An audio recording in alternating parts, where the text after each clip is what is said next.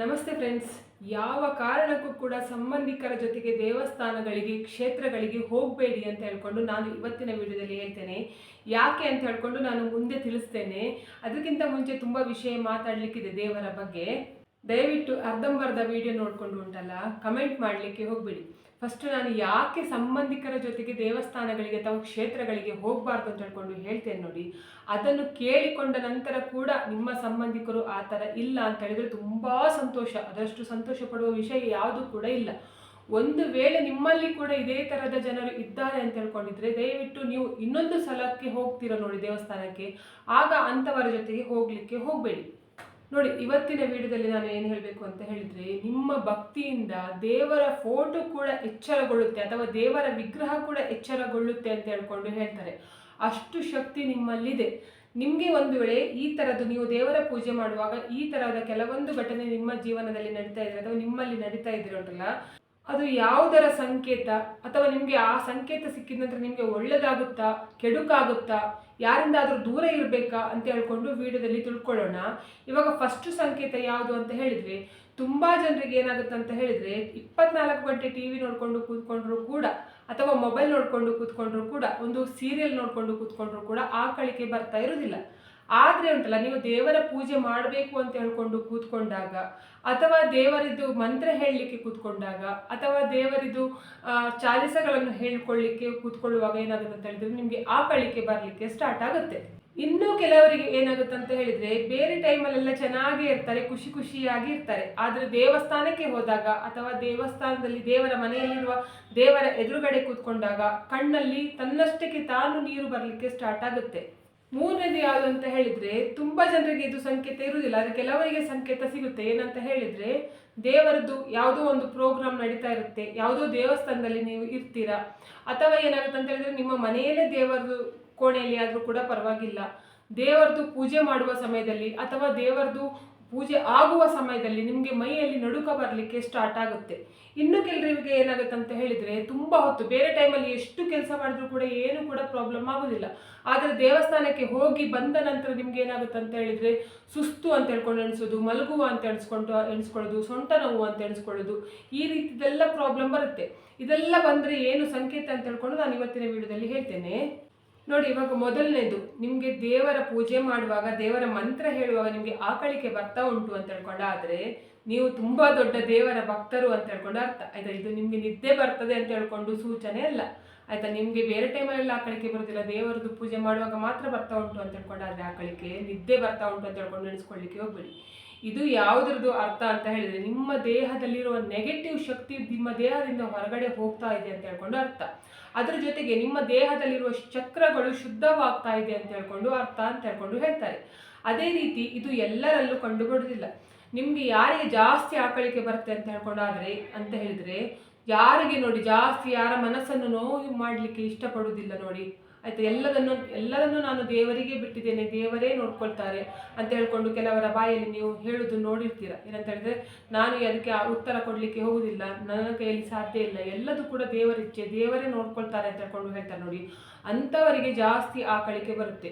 ಎರಡನೇದು, ಯಾರು ಜಾಸ್ತಿ ಮನುಷ್ಯರದ್ದು ನೋವು ಮಾಡೋದಿಲ್ಲ ನೋಡಿ, ಮನುಷ್ಯರಾಗಲಿ ಪ್ರಾಣಿಯಾಗಲಿ, ಅವರಿಂದ ಬೇರೆಯವರು ಕಣ್ಣೀರು ಹಾಕಬಾರ್ದು ಅಂತ ಹೇಳ್ಕೊಂಡು ಯಾರು ಆಲೋಚನೆ ಮಾಡ್ತಾರೆ ನೋಡಿ, ಅಂಥವರಲ್ಲಿ ಕೂಡ ಆಕಳಿಕೆ ಬರುತ್ತೆ ಅಂತ ಹೇಳ್ಕೊಂಡು ಹೇಳ್ತಾರೆ. ಇವಾಗ ಎರಡನೇದು ಏನಂತ ಹೇಳಿದರೆ, ಇದು ಎಲ್ಲರಿಗೂ ಕೂಡ ನಡೆಯೋದಿಲ್ಲ. ಕೆಲವರಿಗೆ ತುಂಬ ಪೂಜೆಯಲ್ಲಿ ಭಕ್ತಿಯಲ್ಲಿ ಇರ್ತಾರೆ ನೋಡಿ, ಅಂಥವರಿಗೆ ಪೂಜೆ ಮಾಡಲು ಶುರು ಮಾಡಿ 6 ತಿಂಗಳ ನಂತರ ಅಥವಾ 7 ತಿಂಗಳ ನಂತರ, ವರ್ಷದ ನಂತರ ಈ ಸೂಚನೆ ಬರುತ್ತೆ ಅಂತ ಹೇಳ್ಕೊಂಡು ಹೇಳ್ತಾರೆ. ಅದರಲ್ಲೂ ಕೂಡ ಎಲ್ಲರಿಗೂ ಕೂಡ ಬರೋದಿಲ್ಲ. ಅದು ಯಾವ ಸೂಚನೆ ಅಂತ ಹೇಳಿದರೆ, ದೇವಸ್ಥಾನಕ್ಕೆ ಹೋದಾಗ ಅಥವಾ ದೇವರದ್ದು ಮಂತ್ರ ಕೇಳುವಾಗ ಅಥವಾ ದೇವಸ್ಥಾನದಲ್ಲಿ ಯಾವುದಾದ್ರೂ ಪೂಜೆ ಆಗ್ತಾ ಇರುವಾಗ, ಮಹಾಮಂಗಳಾರತಿಯ ಸಮಯದಲ್ಲಿ ಅಥವಾ ನಿಮ್ಮ ಮನೆಯಲ್ಲೇ ಪೂಜೆ ನಡೀತಾ ಇರಬೇಕಾದ್ರೆ, ಇಲ್ಲ ಅಂತ ಹೇಳಿದ್ರೆ ನಿಮ್ಮ ಮನೆಯಲ್ಲಿ ದೇವರ ಕಾರ್ಯ ನಡೀತಾ ಇರಬೇಕಾದ್ರೆ ಏನಾಗುತ್ತೆ ಅಂತ ಹೇಳಿದ್ರೆ ಅವರ ದೇಹ ಅಲ್ಲಾಡಲು ಶುರುವಾಗುತ್ತೆ ಅಂತ ಹೇಳ್ಕೊಂಡು ಹೇಳ್ತಾರೆ. ಅಂದರೆ ನಡುಗಲು ಶುರುವಾಗುತ್ತೆ ಅಂತ ಹೇಳ್ಕೊಂಡು. ಇದಕ್ಕೆ ಯಾವುದು ಅರ್ಥ ಅಂತ ಹೇಳಿದರೆ, ಕೆಲವರಿಗೆ ಏನಾಗುತ್ತೆ ಅಂತ ಹೇಳಿದರೆ, ಗಂಟೆ ಶಬ್ದಗಳೆಲ್ಲ ಕೇಳಿಸ್ತಾ ಇರುತ್ತಲ್ಲ, ಅಂದರೆ ಜಾಸ್ತಿ ಗಂಟೆ ಶಬ್ದ ಕೇಳಿಸುವಾಗ ಏನಾಗುತ್ತೆ ಅಂತ ಹೇಳಿದರೆ ಎಲ್ಲ ಕಡೆ ಸೈಲೆಂಟ್ ಇರುತ್ತೆ, ಏಕಾಗ್ರತೆ ಇರುತ್ತಲ್ಲ, ಆವಾಗ ಏನಾಗುತ್ತೆ ಅಂತ ಹೇಳಿದ್ರೆ ಆ ಶಬ್ದ ಕೇಳಿಸ್ಕೊಂಡು ತಲೆ ಸುತ್ತು ಬರುವುದು, ಮೈ ನಡುಕ ಬರುವುದು ಆಯ್ತಾ. ಅದು ಕೆಲವೊಂದುವರೆಗೆ ಹೆಲ್ತ್ ಪ್ರಾಬ್ಲಮ್ ಇಂದ ಕೂಡ ಆಗಿರ್ಬೋದು, ಅಂದರೆ ವೀಕ್ನೆಸ್ ಇಂದ ಆ ಥರ ಆಗಿರುತ್ತೆ. ಒಂದೇ ಸೌಂಡು ಕೇಳು. ಇನ್ನು ಕೆಲವರಿಗೆ ಏನಾಗುತ್ತೆ ಅಂತ ಹೇಳಿದ್ರೆ ದೇವರದ್ದು ಆಕರ್ಷಣೆ ಆಗ್ತಾ ಇರುತ್ತೆ, ಅಥವಾ ದೇವರು ಅವರ ಬಳಿಯಲ್ಲಿ ಇರ್ತಾರೆ, ಅಥವಾ ದೇವರು ಉಂಟಲ್ಲ ಅವರ ಹತ್ತಿರದಲ್ಲಿ ಇರ್ತಾರೆ, ದೇಹದಲ್ಲೇ ಇರಬಹುದು ಅಂತ ಹೇಳ್ಕೊಂಡು ಕೂಡ ಹೇಳ್ತಾರೆ. ಆದ್ರಿಂದ ಈ ರೀತಿ ಒಂದು ವೇಳೆ ನಿಮಗೆ ಸೂಚನೆ ಬರ್ತಾ ಉಂಟು ಅಂತ ಹೇಳ್ಕೊಂಡಾದ್ರೆ ನೀವು ಅದರಿಂದ ಮುಂದೆ ಮಾಡಬೇಕಾದ ಕೆಲಸ ಏನಂತ ಹೇಳಿದ್ರೆ ಯಾರಿಗೂ ಕೂಡ ಕೆಡಕು ಬಯಸಬಾರ್ದು ಅಂತ ಹೇಳ್ಕೊಂಡು ಹೇಳ್ತಾರೆ. ನೀವು ಒಂದು ವೇಳೆ ನಿಮಗೆ ಈ ರೀತಿ ನಿಮಗೆ ದೇವಸ್ಥಾನದಲ್ಲಿ ಅಥವಾ ನಿಮ್ಮ ಮನೆಯಲ್ಲಿ ದೇವರ ಕಾರ್ಯದ ಸಮಯದಲ್ಲಿ ದೇಹದ ಅಲ್ಲಾಡ್ತಾ ಇದೆ ಅಂದರೆ ಶರೀರ ನಡುಗುತ್ತಾ ಇದೆ ಅಂತ ಹೇಳ್ಕೊಂಡು ಆದರೆ ಉಂಟಲ್ಲ, ಇನ್ನು ಮುಂದೆ ನೀವು ಯಾರಿಗೂ ಕೂಡ ಕೆಡಕು ಬಯಸ್ಲಿಕ್ಕೂ ಕೂಡ ಇಲ್ಲ, ಬೇರೆಯವರ ಮನೆಯಲ್ಲಿ ಊಟ ಕೂಡ ಮಾಡಬಾರ್ದು ಅಂತ ಹೇಳ್ಕೊಂಡು ಹೇಳ್ತಾರೆ ಈ ರೀತಿ ಸೂಚನೆ ಸಿಗುವವರು. ಆದ್ರಿಂದ ಈ ವಿಷಯದಲ್ಲಿ ಕೂಡ ಸ್ವಲ್ಪ ಜಾಗ್ರತೆಯಾಗಿರ್ಬೇಕು. ಯಾಕಂತ ಹೇಳಿದ್ರೆ ಚಿಕ್ಕ ಮನೆಯಲ್ಲೆಲ್ಲ ಊಟ ಮಾಡಲಿಕ್ಕೆ ಹೋಗಬಾರ್ದು. ಇವಾಗ ಮೂರನೇದು ಏನಂತ ಹೇಳಿದ್ರೆ ದೇವಸ್ಥಾನಕ್ಕೆ ಹೋದಾಗ ಅಥವಾ ನೀವು ದೇವರ ಬಳಿ ಕುತ್ಕೊಂಡಿರುವಾಗ ನಿಮ್ಮ ಕಣ್ಣಲ್ಲಿ ಗೊತ್ತಿಲ್ಲದೆ ಹಾಗೆ ನೀರು ಬರುತ್ತೆ ಅಂತ ಹೇಳ್ಕೊಂಡಾದ್ರೂ ಕೂಡ ನೀವು ಮನಸ್ಸಿನಿಂದ ತುಂಬಾ ಶುದ್ಧರಂತಾರಾಗಿದ್ದೀರಾ ಅಂತ ಹೇಳ್ಕೊಂಡು ಅರ್ಥ.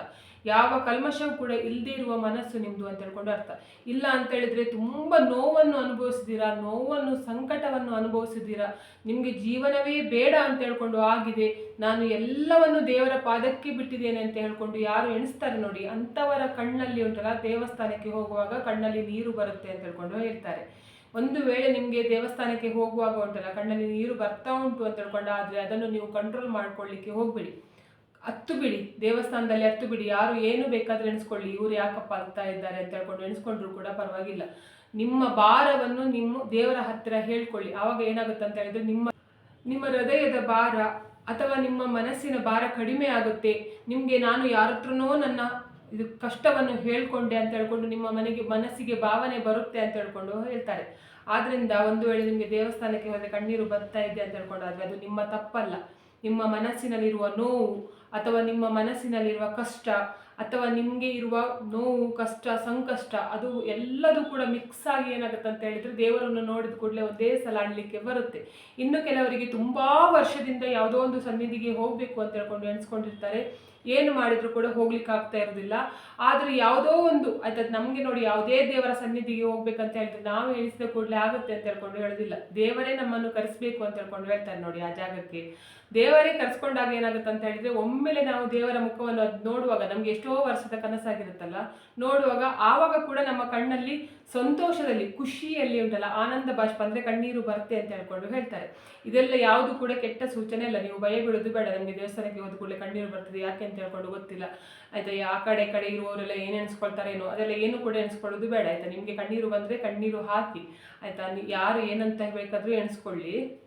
ಇವಾಗ ನಾಲ್ಕನೇದು ಏನಂತ ಹೇಳಿದ್ರೆ ದೇವಸ್ಥಾನಕ್ಕೆ ಹೋಗಿ ಬಂದ ನಂತರ ನಿಮ್ಗೆ ಏನಾಗುತ್ತೆ ಅಂತ ಹೇಳಿದ್ರೆ ಆಯಾಸ ಆಗೋದು, ಸುಸ್ತು ಅಂತ ಹೇಳ್ಕೊಂಡು ಎಣಿಸೋದು, ಮಲಗುವ ಅಂತ ಹೇಳ್ಕೊಂಡು ಎಣಿಸೋದು, ಈ ರೀತಿ ಎಲ್ಲ ಕೆಲವರಿಗೆ ಆಗುತ್ತೆ ಆಯ್ತಾ. ಬೇರೆ ಸಮಯದಲ್ಲೆಲ್ಲ ಕೆಲಸ ಮಾಡುವಾಗೆಲ್ಲ ಆರಾಮಾಗಿರ್ತಾರೆ, ಅವರಿಗೇನೋ ಸುಸ್ತು ಅದೆಲ್ಲ ಎಣಿಸೋದಿಲ್ಲ, ಎಲ್ಲ ಕೆಲಸ ಮಾಡ್ತಾರೆ. ಅಥವಾ ಬೇರೆ ಕಡೆ ಎಲ್ಲ ತಿರುಗಾಡಿ ಬರುವಾಗ ಕೂಡ ಅವರಿಗೆ ಸುಸ್ತು, ಸೊಂಟ ನೋವು ಹಾಗೆಲ್ಲ ಎಂತ ಸಹ ಎಣಿಸೋದಿಲ್ಲ. ಆದರೆ ದೇವಸ್ಥಾನಕ್ಕೆ ಹೋಗಿ ಬಂದರೆ ಮಾತ್ರ ಈ ರೀತಿ ಆಗುತ್ತೆ ಅಂತ ಹೇಳ್ಕೊಂಡಾದ್ರೆ ನೀವು ಈ ಸೂಚನೆ ಏನಂತ ಹೇಳಿದ್ರೆ ನಿಮ್ಮ ದೇಹದಲ್ಲಿ ಯಾವುದೋ ಒಂದು ನಕಾರಾತ್ಮಕ ಶಕ್ತಿ ಇದೆ, ಕೆಟ್ಟ ಶಕ್ತಿ ಇದೆ. ಆ ಕೆಟ್ಟ ಶಕ್ತಿ ನೀವು ದೇವಸ್ಥಾನಕ್ಕೆ ಹೋಗಿ ಬರುವಾಗ ಏನ್ ಮಾಡ್ತಾರೆ ಅಂತ ಹೇಳಿದ್ರೆ ನಿಮ್ಗೆ ದೇವಸ್ಥಾನಕ್ಕೆ ಹೋಗದೇ ಇರುವ ರೀತಿ ತಡಿತಾ ಇರುತ್ತೆ ಅಂತ ಹೇಳ್ಕೊಂಡು ಹೇಳ್ತಾರೆ. ಅಂದ್ರೆ ಕೆಲವರಿಗೆ ನೋಡಿ ದೇವಸ್ಥಾನಕ್ಕೆ ಹೋಗ್ಬೇಕು ಅಂತ ಎಣಿಸ್ಕೊಂಡ್ರು ಕೂಡ ಏನು ಮಾಡಿದ್ರು ಕೂಡ ದೇವಸ್ಥಾನಕ್ಕೆ ಹೋಗ್ಲಿಕ್ಕೆ ಆಗೋದೇ ಇಲ್ಲ. ಯಾವುದಾದ್ರೂ ಒಂದು ತೊಂದರೆ ಅಥವಾ ಯಾವುದೋ ಒಂದು ಕೆಲಸ ಏನಾದ್ರೂ ಬಂದು ಆ ದೇವಸ್ಥಾನಕ್ಕೆ ಹೋಗುದು ನಿಂತು ಬಿಡುತ್ತೆ. ಈ ರೀತಿಯಲ್ಲೆಲ್ಲ ಆದ್ರೆ ಉಂಟಲ್ಲ ನಿಮ್ಗೆ ಯಾರೋ ಕೆಡುಕು ಮಾಡ್ತಿದ್ದಾರೆ ಅಂತ ಹೇಳ್ಕೊಂಡು ಅರ್ಥ, ಯಾರೋ ನಿಮ್ಗೆ ಕೆಟ್ಟದ್ದು ಬಯಸ್ತಿದ್ದಾರೆ ಅಂತ ಹೇಳ್ಕೊಂಡು ಅರ್ಥ. ಅದ್ರ ಜೊತೆಗೆ ಉಂಟಲ್ಲ ನಿಮ್ಗೆ ಉಂಟಲ್ಲ ದೇಹದಲ್ಲಿ ನೆಗೆಟಿವ್ ಶಕ್ತಿ ಇದ್ರೆ ಕೂಡ ಈ ರೀತಿ ಆಗುತ್ತೆ ಅಂತ ಹೇಳ್ಕೊಂಡು ಹೇಳ್ತಾರೆ. ಮತ್ತೆ ಕೆಟ್ಟ ಕಣ್ಣಿನ ದೃಷ್ಟಿಯಿಂದ ಕೂಡ ನೀವು ದೇವಸ್ಥಾನಕ್ಕೆ ಹೋಗಿ ಬಂದ ನಂತರ ಉಂಟಲ್ಲ ಸುಸ್ತು ಅಂತ ಹೇಳ್ಕೊಂಡು ಎಣಿಸ್ತದೆ ಅಂತ ಹೇಳ್ಕೊಂಡು ಹೇಳ್ತಾರೆ. ಆದ್ರಿಂದ ನಿಮ್ಗೆ ಈ ರೀತಿ ಆದ್ರೆ ಉಂಟಲ್ಲ ಏನ್ ಮಾಡಿ ಅಂತ ಹೇಳಿದ್ರೆ ಸ್ವಲ್ಪ ಉಪ್ಪು, ಆಮೇಲೆ ಸ್ವಲ್ಪ ಮೆಣಸು, ಆಮೇಲೆ ಸಾಸಿವೆ ಅಷ್ಟನ್ನು ಹಿಡ್ಕೊಂಡು ಏನು ಮಾಡಿ ಅಂತ ಹೇಳಿದ್ರೆ ನಿಮಗೆ ನೀವೇ ದೃಷ್ಟಿ ತಗೊಳ್ಬಹುದು. ಬೇರೆಯವರಿಗೆ ಕಾಯಬೇಕಂತ ಇಲ್ಲ. ನಿಮಗೆ ನೀವೇ ದೃಷ್ಟಿ ತಗೊಂಡು ಅದನ್ನು ಏನು ಮಾಡಿ ಅಂತ ಹೇಳಿದ್ರೆ ಕೆಂಡದಲ್ಲಿ ಹಾಕಿ ಸುಟ್ಟು ಬಿಡಿ. ಸಾಯಂಕಾಲ ಹೊತ್ತಲ್ಲಿ ಮತ್ತೆ ಮಧ್ಯಾಹ್ನ ಎಲ್ಲ ಮಾಡಲಿಕ್ಕೆ ಹೋಗ್ಬಿಡಿ.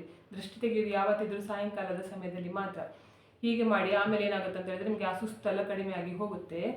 ನೋಡಿ, ಇವಾಗ ಸಂಬಂಧಿಕರ ವಿಷಯಕ್ಕೆ ಹೋಗುವ. ನಾವು ದೇವಸ್ಥಾನಕ್ಕೆ ಹೋಗುವಾಗ ಯಾವ ಕಾರಣಕ್ಕೂ ಕೂಡ ಸಂಬಂಧಿಕರ ಜೊತೆಗೆ ದೇವಸ್ಥಾನಕ್ಕೆ ಹೋಗಬಾರ್ದು. ನಿಮ್ಮ ಮನೆಯವರು ಮಾತ್ರ ದೇವಸ್ಥಾನಕ್ಕೆ ಹೋಗಿ ಅಂತ ಹೇಳ್ಕೊಂಡು ನಾನು ಯಾಕೆ ಹೇಳ್ತಿದ್ದೇನೆ ಅಂತ ಹೇಳಿದ್ರೆ ನಾನು ಮಾತ್ರ ಅಲ್ಲ, ತುಂಬಾ ಆಯ್ತಾ ನಿಮಗೆ ಶಾಸ್ತ್ರದಲ್ಲಿ ಕೂಡ ಹೇಳಿದ್ದಾರೆ ಏನಂತ ಹೇಳಿದ್ರೆ ನೀವು ಹೋಗುದಾದ್ರೆ ಉಂಟಲ್ಲ ಇಡೀ ಗುಂಪು ಕಟ್ಕೊಂಡು ಹೋಗ್ಬೇಡಿ, ನಿಮ್ಮ ಮನೆಯವರು ಮಾತ್ರ ಹೋಗಿ ಅಂತ ಹೇಳ್ಕೊಂಡು. ಯಾಕೆ ಅಂತ ಹೇಳಿದ್ರೆ ನಿಮ್ಮ ಸಂಬಂಧಿಕರು ಯಾರೇ ಆಗಿರ್ಲಿ ಅವರು ಯಾರು ಕೂಡ ನಿಮ್ಮ ಏಳಿಗೆಯನ್ನು ಸಹಿಸಿಕೊಳ್ಳಿಕ್ಕೆ ಸಾಧ್ಯವೇ ಇಲ್ಲ. ನಿಮ್ಮ ಎದುರುಗಡೆ ಚೆನ್ನಾಗಿ ಮಾತಾಡ್ಬೋದು ಆಯ್ತಾ. ನೀ ಅಂತ ಹೇಳಿದ್ರೆ ನಿನ್ನಂಥ ಒಳ್ಳೆ ಜನ ಯಾರು ಇಲ್ಲ, ನೀವು ಅಷ್ಟು ಶ್ರೀಮಂತ ಆಗಬೇಕು, ನೀವು ಎಷ್ಟು ಏಳಿಗೆ ಆಗಬೇಕು, ನಿನ್ನನ್ನು ನನಗೆ ಆ ಜಾಗದಲ್ಲಿ ನೋಡಲಿಕ್ಕೆ ಇಷ್ಟ ಉಂಟು, ನೀನು ಹಾಗೆ ಆಗಬೇಕು ಹೀಗೆ ಆಗಬೇಕು ಅಂತ ಹೇಳ್ಕೊಂಡು ಬಾಯಲ್ಲಿ ಬಂಡಲ್ ಬಿಡ್ತಾ ಇರ್ತಾರೆ. ಆದರೆ ಅವರ ಮನಸ್ಸಿನಲ್ಲಿ ಉಂಟಲ್ಲ, ಇವರು ಹಾಳಾಗಿ ಹೋಗಲಿ, ಇವರಿಗೆ ಒಳ್ಳೆಯದೇ ಆಗಬಾರ್ದು, ಅವರು ಎಣಿಸಿದ್ದು ಆಗಲೇಬಾರ್ದು ಅಂತ ಹೇಳ್ಕೊಂಡು ಎಲ್ಲ ಸಂಬಂಧಿಕರು ಕೂಡ ಹಾಗೇ ಬಯಸ್ತಾರೆ. ಬಿಟ್ಟರೆ ಅವರು ಏಳಿಗೆ ಆಗಬೇಕು, ಅವರ ಮನೆ ಏಳಿಗೆ ಆಗಬೇಕು, ಬಿಟ್ಟರೆ ಬೇರೆಯವರ ಮನೆ ಏಳಿಗೆ ಆಗಬೇಕು ಅಂತ ಹೇಳ್ಕೊಂಡು ಯಾರು ಕೂಡ ಬಯಸುವುದಿಲ್ಲ. ಇವಾಗ ದೇವಸ್ಥಾನಕ್ಕೆ ನಿಮ್ಮ ಸಂಬಂಧಿಕರ ಜೊತೆಗೆ ಹೋದಾಗ ಅವರು ದೇವರ ಹತ್ರ ಬೇಡ್ಕೊಳ್ತಾರೋ ಬಿಡ್ತಾರೋ ಅದು ಸೆಕೆಂಡ್ ಆಯ್ತಾ. ಅವರು ಫಸ್ಟ್ ಮಾಡುವ ಕೆಲಸ ನಿಮ್ಮನ್ನು ಮೇಲಿಂದ ಕೆಳಗಡೆವರೆಗೆ ನೋಡ್ತಾ ಇರ್ತಾರೆ. ಇವಳು ಯಾವ ಬಟ್ಟೆ ಹಾಕಿದ್ದಾಳೆ, ಯಾವ ಒಡವೆ ಹಾಕಿದ್ದಾಳೆ, ಇವರು ಗಂಡ ಹೆಂಡತಿ ಎಷ್ಟು ಖುಷಿಯಲ್ಲಿದ್ದಾರೆ, ಇವಳು ಮಕ್ಕಳ ಜೊತೆ ಎಷ್ಟು ಹೇಗೆ ಇದ್ದಾಳೆ, ಅದೆಲ್ಲದೂ ಕೂಡ ನೋಡ್ತಾ ಇರ್ತಾರೆ ಆಯ್ತಾ. ಯಾಕಂತ ಹೇಳಿದರೆ ಅವರು ದೇವಸ್ಥಾನಕ್ಕೆ ಬಂದಲ್ಲ ನಿಮ್ಮನ್ನು ನೋಡಲಿಕ್ಕೆ, ನೀವೇ ದೇವರ ರೀತಿಯಲ್ಲಿ ಕಾಣಿಸ್ತಾ ಇರ್ತೀರ ಅವರಿಗೆ. ಆದ್ರಿಂದ ನಿಮ್ಮನ್ನೇ ಮೇಲಿಂದ ಕೆಳಗಡೆ ತನಕ ನೋಡ್ತಾ ಇರ್ತಾರೆ. ಈ ರೀತಿ ಕೂಡ ನಿಮ್ಗೆ ಆಗಿದೆಯಾ ಅನುಭವ ಅಂತ ಹೇಳ್ಕೊಂಡು ಒಂದು ಸಲ ನೋಡಿ. ಜೊತೆಗೆ ನೀವು ಕೈ ಮುಗಿದು ದೇವರ ಹತ್ರ ಬೇಡ್ಕೊಳ್ತಿರುವಾಗ ಕೂಡ ಹಾಗೆ ಅವರು ಏನ್ ಮಾಡ್ತಾರಂತ ಹೇಳಿದ್ರೆ, ನಿಮ್ಮನ್ನು ನೀವು ಎನಿಸಿದ್ದು ಆಗ್ಬಾರ್ದು, ಇವರದ್ದು ದೇವರ ಹತ್ರ ಬೇಡ್ಕೊಂಡಿರ್ತಾರೆ ಫಸ್ಟಿಗೆ. ಆದ್ರೆ ನಿಮ್ಮನ್ನು ನೋಡ್ಕೊಂಡು ಅವರು ಎಂತ ಎಣಿಸ್ಕೊಳ್ತಿದ್ದಾರೆ ನೋಡು, ಅದನ್ನು ಕೊಡಬೇಡ ದೇವರೇ, ಅವರಿಗೆ ಒಳ್ಳೇದಾಗಬಾರ್ದು ಆಯ್ತಾ, ಅವರಿಗೆ ಹಾಗೆ ಆಗಬಾರ್ದು ಹೀಗೆ ಆಗಬಾರ್ದು ಅಂತ ಹೇಳ್ಕೊಂಡು ದೇವರ ಹತ್ರ ಬೇಡ್ಕೊಳ್ತಾರೆ. ಅದ್ರ ನಂತರ ಮತ್ತೆ ಮಾಡುವ ಕೆಲಸ ಏನಂತ ಹೇಳಿದ್ರೆ, ಸಂಬಂಧಿಕರನ್ನೆಲ್ಲ ನೀವು ಗುಂಪು ಕರ್ಕೊಂಡು ಹೋದ್ರೆ ದೇವಸ್ಥಾನಕ್ಕೆ ಹೋಗ್ತಿರಲ್ಲ, ಅದ್ರ ನಂತರ ನಿಮ್ಗೆ ಏನು ಮಾಡ್ತಾರೆ ಅಂತ ಹೇಳಿದ್ರೆ, ಅವರದೇ ಒಂದು ಗ್ರೂಪ್ ಮಾಡ್ಕೊಂಡು ಏನು ಮಾಡ್ತಾರೆ ಅಂತ ಹೇಳಿದ್ರೆ, ಬೇರೆಯವ್ರದ್ದು ಬಗ್ಗೆ, ಅಲ್ಲಿ ಇದ್ದವರದೇ ಬಗ್ಗೆ, ಬೇರೆಯವರು ಅಂತ ಹೇಳಿದ್ರೆ ಮೂರನೇ ವ್ಯಕ್ತಿಯವ್ರ ಹತ್ರ ಅಲ್ಲ, ಅಲ್ಲಿ ಇರ್ತಾರೆ ನೋಡಿ ಅವರ ಬಗ್ಗೆನೇ ಮಾತಾಡ್ತಾ ಇರ್ತಾರೆ. ಇವರು ಹೋಗಿದ ಕೆಲಸ, ನೀವು ಹೋಗಿದ ಕೆಲಸ ಏನು, ನಿಮಗೆ ದೇವರದ್ದು ದರ್ಶನ ಆಗಬೇಕು, ದೇವರ ಸೇವೆ ಮಾಡಬೇಕು, ದೇವರದ್ದು ನಿಮ್ಮ ಭಕ್ತಿಯನ್ನು ತೋರಿಸ್ಕೊಳ್ಬೇಕು, ಅಥವಾ ನಿಮಗೆ ಏನೋ ಹರಕೆ ಇತ್ತು ಅದನ್ನು ತೀರಿಸಬೇಕು, ಅಥವಾ ನಿಮಗೆ ಏನೋ ಕಷ್ಟ ಉಂಟು ಅದಕ್ಕೆ ಪರಿಹಾರ ಆಗಬೇಕು ಅಂತ ಹೇಳ್ಕೊಂಡು ನೀವು ದೇವಸ್ಥಾನಕ್ಕೆ ಹೋದವರು ಇಲ್ಲಿ ಬೇರೆಯವರ ಬಗ್ಗೆ ಮಾತಾಡ್ತಾ ಇರ್ತಾರಲ್ಲ, ಅದನ್ನು ಕೂಡ ದೇವರು ಕೇಳಿಸ್ಕೊಳ್ತಾ ಇರ್ತಾರೆ. ಇದರಿಂದ ಏನಾಗುತ್ತೆ ಅಂತ ಹೇಳಿದ್ರೆ, ನೀವು ಎಷ್ಟು ಲಕ್ಷ ಖರ್ಚು ಮಾಡಿದ ದೇವಸ್ಥಾನಕ್ಕೆ ಹೋದ್ರು, ಯಾವ ಕ್ಷೇತ್ರಕ್ಕೂ ಹೋದ್ರೂ ಕೂಡ ನೀವು ಎಣಿಸಿದ ಕೆಲಸ ಆಗುದಿಲ್ಲ ಅಂತ ಹೇಳ್ಕೊಂಡು ಹೇಳ್ತಾರೆ. ನೀವು ಆ ಹರಕೆ ತೀರಿತು ಅಂತ ಹೇಳ್ಕೊಂಡು ಎಣಿಸ್ಕೊಂಡು ಬಂದರೂ ಕೂಡ ಆ ಹರಕೆ ತೀರಿರುವುದಿಲ್ಲ, ಅದಕ್ಕೆ ಯಾವುದಾದ್ರೂ ಒಂದು ಪ್ರಾಬ್ಲಮ್ ಆಗಿರುತ್ತೆ. ನೀವು ಇದು ದೇವಸ್ಥಾನದಿಂದ ಮನೆಗೆ ಬಂದ ನಂತರ ಏನಾಗುತ್ತೆ ಅಂತ ಹೇಳಿದ್ರೆ, ನಿಮ್ಗೆ ಏನಾದರೂ ಕೆಟ್ಟ ಘಟನೆ ನಡೆಯಲಿಕ್ಕೆ ಸ್ಟಾರ್ಟ್ ಆಗುತ್ತೆ. ನಿಮ್ಮ ಮನೆಯಲ್ಲಿ ಆಗಿರ್ಬೋದು, ನಿಮ್ಮಲ್ಲಿ ಗಂಡ ಹೆಂಡತಿ ನಡುವೆ ಜಗಳ ಆಗಿರ್ಬೋದು, ಮಕ್ಕಳಿಗೆ ಹುಷಾರಿಲ್ಲದೆ ಇರ್ಬೋದು, ಅಥವಾ ನೀವೇ ಆರೋಗ್ಯದಲ್ಲಿ ಅಂದರೆ ಏನಾದರೂ ಒಂದು ಪ್ರಾಬ್ಲಮ್ ಬಂದು ನಿಮಗೆ ಕೂಡ ಆಸ್ಪತ್ರೆಗೆ ಹೋಗಬೇಕಾದ ಪರಿಸ್ಥಿತಿ ಬರ್ಬೋದು, ಅಥವಾ ನಿಮ್ಗೆ ಏನೋ ಒಂದು ಥರ ಮೈಯಲ್ಲಿ ಯಾರೋ ಒಂದು ಹಿಡ್ಕೊಂಡವ್ರ ಥರ ಆಗ್ಬೋದು, ಅಂದರೆ ಭಾರ ಅಂತ ಎಣಿಸ್ಕೊಂಡು ಇರ್ಬೋದು. ಅಥವಾ ನೀವು ಅದ್ರ ನಂತರ ದೇವಸ್ಥಾನಕ್ಕೆ ಹೋಗಿ ಬರೋಕ್ಕಿಂತ ಮುಂಚೆ ಚೆನ್ನಾಗಿದ್ರಿ, ದೇವಸ್ಥಾನಕ್ಕೆ ಹೋದ ನಂತರ ನೀವು ಎಂಥ ಕೆಲಸ ಮಾಡಿದ್ರು ಕೂಡ ಅದರಲ್ಲಿ ಎಲ್ಲದರಲ್ಲೂ ಕೂಡ ಫೇಲ್ ಆಗ್ತಿರ್ತೀರ, ಯಾವುದು ಕೂಡ ಒಳ್ಳೇದಾಗ್ತಾ ಇರುವುದಿಲ್ಲ. ಇಂಥದ್ದೆಲ್ಲ ಆಗುತ್ತೆ ಅಂತ ಹೇಳ್ಕೊಂಡು ಹೇಳ್ತಾರೆ. ಯಾಕಂತ ಹೇಳಿದ್ರೆ, ನೀವು ಒಳ್ಳೇದು ಮಾಡ್ಲಿಕ್ಕಂತ ಹೇಳ್ಕೊಂಡು ಎಲ್ಲರನ್ನೂ ಕಟ್ಕೊಂಡು ಹೋಗಿರ್ತೀರ ದೇವಸ್ಥಾನಕ್ಕೆ, ಆದರೆ ನಿಮ್ಮ ಹಿಂದುಗಡೆನೆ ಈ ಥರದೆಲ್ಲ ಆಗ್ತಾ ಇರುತ್ತೆ. ಆದ್ರಿಂದ ನೀವು ಯಾವ ಕಾರಣಕ್ಕೂ ಕೂಡ ನೀವು ನಿಮ್ಮ ದೇವಸ್ಥಾನಕ್ಕೆ ಹರಕೆ ತೀರಿಸಬೇಕು, ಅಥವಾ ನೀವು ದೇವರ ಹತ್ರ ಏನಾದರೂ ಬೇಡ್ಕೊಳ್ಬೇಕು, ಅಥವಾ ಏನಾದರೂ ಇದಾಗಬೇಕು, ಒಳ್ಳೇದು ಕೆಲಸ ಆಗಬೇಕು ಅಂತ ಹೇಳ್ಕೊಂಡು ನಿಮ್ಮ ಮನೆಯಿಂದ ಹೋಗೋದಾಗಿದ್ರುಂಟಲ್ಲ, ನಿಮ್ಮ ಮನೆಯವರು ಬಿಟ್ಟು, ನಿಮ್ಮ ಗಂಡ ಹೆಂಡತಿ ಮಕ್ಕಳು ಬಿಟ್ಟು ಬೇರೆಯವ್ರನ್ನೆಲ್ಲ ಗ್ರೂಪ್ ಕಟ್ಕೊಂಡು ಹೋಗ್ಲಿಕ್ಕೆ ಹೋಗಬೇಡಿ ಆಯ್ತಾ. ನಿಮ್ಮ ಎದುರುಗಡೆ ಮಾತ್ರ ಚೆನ್ನಾಗಿರುವ ಥರ ನಾಟಕ ಮಾಡ್ತಾರೆ, ಹಿಂದಿಂದ ಮೇಲಿಂದ ಕೆಳಗಡೆವರೆಗೆ ನೋಡುವವರೇ ಇರ್ತಾರೆ ಆಯ್ತಾ. ಅದರಿಂದ ಹೇಳ್ತಾರೆ, ಇದು ಕೆಲಸ ಕೂಡ ಮಾಡಲಿಕ್ಕೆ ಹೋಗಬೇಡಿ. ಒಂದು ವೇಳೆ ನಿಮ್ಮ ಕುಟುಂಬದಲ್ಲಿ ಈ ಥರ ಯಾರು ಕೂಡ ಇಲ್ಲ ಅಂತ ಹೇಳಿದ್ರೆ, ನಿಮ್ಮಷ್ಟು ಒಳ್ಳೆಯವರು ಕುಟುಂಬದವರು ಯಾರೂ ಇಲ್ಲ ಆಯ್ತಾ. ಯಾವುದು ಹೇಳ್ತಾರೆ, ವಿಷ್ಣುವರ್ಧನ್ ಒಂದು ಫಿಲಮ್ ಉಂಟಲ್ಲ, ಜೇನ ಗುಡು ನಾವು, ಅದೇ ರೀತಿಯಲ್ಲಿ ನಿಮ್ಮ ಸಂಸಾರ ಇರ್ಬೋದು ಅಂತ ಹೇಳ್ಕೊಳ್ತೇನೆ. ಆದರೆ ಈಗಿನ ಕಾಲದಲ್ಲಿ ಎಲ್ಲೂ ಕೂಡ ಇರುವುದಿಲ್ಲ, ಎಲ್ಲರೂ ಕೂಡ ಅವರವರು ಒಳ್ಳೇದಾಗಬೇಕು ಅಂತ ಹೇಳ್ಕೊಂಡು ಬಯಸ್ತಾರೆ, ಬಿಟ್ಟರೆ ಬೇರೆಯವರು ಒಳ್ಳೇದಾಗಲಿ ಅಂತ ಹೇಳ್ಕೊಂಡು ಸ್ವಂತ ರಕ್ತದವರು ಕೂಡ ಬೇಡ್ಕೊಳ್ಳೋದಿಲ್ಲ ಆಯ್ತಾ. ಸ್ವಂತ ರಕ್ತದವರು ಕೂಡ ಉಂಟಲ್ಲ, ಅವರು ಒಳ್ಳೇದಾದ್ರೆ ಅವ್ರ ಜೊತೆಗೆ ಇನ್ನೊಬ್ಬರು ಕೂಡ ಒಳ್ಳೆಯರಾಗ್ತಾರೆ ಅಂತ ಹೇಳ್ಕೊಂಡು ಎಣಿಸ್ಕೊಳ್ತಾರೆ. ಅಂದರೆ ಒಬ್ಬ ಅಣ್ಣನಿಗೆ ಶ್ರೀಮಂತಿಗೆ ಬಂದರೆ ಅತ್ತಿಗೆ ಕೂಡ ಒಳ್ಳೇದಾಗ್ತಾಳೆ, ಅಥವಾ ತಮ್ಮನಿಗೆ ಶ್ರೀಮಂತಿಗೆ ಬಂದರೆ ತಮ್ಮನ ಹೆಂಡತಿಗೆ ಕೂಡ ಒಳ್ಳೇದಾಗ್ತದೆ, ಇಲ್ಲ ಮಾವನಿಗೆ ಶ್ರೀಮಂತಿಗೆ ಬಂದರೆ ಅತ್ತೆ ಕೂಡ ಶ್ರೀಮಂತಳಾಗ್ತಾಳೆ, ಹೀಗೆ ಆಯ್ತಾ. ಅಥವಾ ಗಂಡನ ತಂಗಿಗೆ ಶ್ರೀಮಂತಿಗೆ ಬಂದರೆ, ಅಥವಾ ಗಂಡನ ತಮ್ಮನಿಗೆ ಶ್ರೀಮಂತಿಗೆ ಬಂದರೆ, ಅಥವಾ ಗಂಡನ ತಮ್ಮನಿಗೆ ಶ್ರೀಮಂತಿಗೆ ಬಂದರೆ ಅವರ ಜೊತೆಗೆ ಅವರ ಹೆಂಡತಿ ಕೂಡ ಒಳ್ಳೆಯದೇ ಉದ್ಧಾರ ಆಗ್ತಾರೆ ಅಂತ ಹೇಳ್ಕೊಂಡು, ಅವರೇ ಉದ್ಧಾರ ಆಗೋದು ಬೇಡ, ಅವಾಗ ಅದ್ರ ನಂತರ ಅಲ್ಲ ಅವ್ರ ಮನೆಯವರು ಉದ್ಧಾರ ಆಗೋದು ಅಂತ ಹೇಳ್ಕೊಂಡು ಬಯಸುವವರೇ ಜಾಸ್ತಿ. ಆದ್ರಿಂದ ನಿಮಗೆ ಎಲ್ಲಾದರೂ ದೇವಸ್ಥಾನಕ್ಕೆಲ್ಲ ಹೋಗೋದಾದ್ರೆ ಉಂಟಲ್ಲ, ನೀವೇ ಹೋಗಿ ಬನ್ನಿ, ಬಿಟ್ಟರೆ ಎಲ್ಲರನ್ನು ಕಟ್ಕೊಂಡು ಹೋಗಬೇಡಿ. ಒಂದು ವೇಳೆ ಕುಟುಂಬದವರೆಲ್ಲ ಒಟ್ಟಿಗೆ ಹೋಗುವಂಥದ್ದು, ಅಂದರೆ ಕುಟುಂಬದೋಸ್ಕರನೇ ಒಂದೊಂದು ಕಾರ್ಯಕ್ರಮ ಇರುತ್ತೆ ದೇವಸ್ಥಾನದಲ್ಲಿ, ನಿಮ್ಮ ಕುಟುಂಬದವರೆಲ್ಲ ಸೇರಿಕೊಂಡು ಮಾಡಬೇಕು ಅಂತ ಹೇಳ್ಕೊಂಡು, ಅಂಥದಕ್ಕೆಲ್ಲ ಇದ್ದರೆ ಮಾತ್ರ ನೀವು ಕುಟುಂಬದವರೆಗೆ ಹೋಗಿ. ಬಿಟ್ಟರೆ ನಿಮಗೆ ಏನಾದರೂ ಒಂದು ದೇವಸ್ಥಾನಕ್ಕೆ ಹೋಗಬೇಕು ಅಂತ ಹೇಳಿದರೆ ಹೀಗೆಲ್ಲ ಮಾಡಲಿಕ್ಕೆ ಹೋಗಬೇಡಿ. ನೋಡಿದ್ರಲ್ಲ, ಇವತ್ತಿನ ವಿಡಿಯೋದಲ್ಲಿ ನಾನು ತುಂಬ ಮಾಹಿತಿಯನ್ನು ನೀಡಿದ್ದೇನೆ. ಇವತ್ತಿನ ವಿಡಿಯೋ ನಿಮಗೆ ಇಷ್ಟ ಆದರೆ ಪ್ಲೀಸ್ ವಿಡಿಯೋಗೆ ಲೈಕ್ ಮಾಡಿ, ಆದಷ್ಟು ಜನರಿಗೆ ವಿಡಿಯೋನ ಶೇರ್ ಮಾಡಿ, ಕಮೆಂಟ್ ಮಾಡಿ, ನನ್ನ ಚಾನಲ್ಗೆ ಸಬ್ಸ್ಕ್ರೈಬ್ ಆಗಿ. ನನ್ನ ಚಾನಲ್ಗೆ ಸಬ್ಸ್ಕ್ರೈಬ್ ಆದರೆ ನಮಗೊಂದು ಸಪೋರ್ಟ್ ಸಿಕ್ಕಿದೆ ಹಾಗೆ ಆಗ್ತದೆ. ಮತ್ತು ನಾನು ಹೀಗೆ ಒಳ್ಳೆ ವಿಡಿಯೋನ ನಿಮ್ಮ ಜೊತೆಗೆ ಶೇರ್ ಮಾಡ್ತೇನೆ. ಇವತ್ತಿನ ವಿಡಿಯೋ ಯಾರೆಲ್ಲ ನೋಡಿದ್ದೀರಾ ಅಥವಾ ನೋಡಲಿಲ್ಲ ಎಲ್ಲರಿಗೂ ಕೂಡ ಒಳ್ಳೆಯದಾಗಲಿ ಅಂತ ನಾನು ಕೂಡ ದೇವರಲ್ಲಿ ಬೇಡ್ಕೊಳ್ತಿದ್ದೇನೆ. ಎಲ್ಲರಿಗೂ ಒಳ್ಳೆಯದಾಗಲಿ.